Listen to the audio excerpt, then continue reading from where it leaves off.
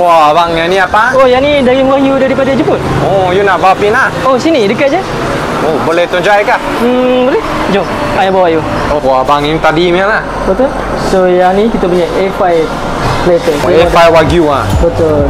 Oh. Ini dia punya nama. You boleh Tokijo platter, dia special yoshi kalbi, yoshi loin, uchi tikka tang, lamb shoulder, premium stick cut, chicken thigh, pork marinated kalbi, exotic vegetables.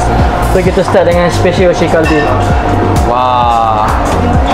Kira grill macam ni lah. Betul. So untuk wagyu, dia punya time untuk grill 30 saat saja. Yang ni pork marinated kalbi. Kita marinate dalam miso sauce. Wah, abang, ini apa? So yang ni kita punya signature rice daripada Jepun. So nasi ni kita import all the way from Jepun.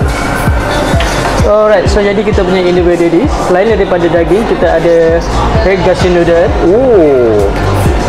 So yang kedua kita ada kita punya homemade hamburger stick 100% wagyu. So and last kali kita ada Yoichi special chicken wing. Wow. Kita ada 3 jenis sauce. Semua ni homemade.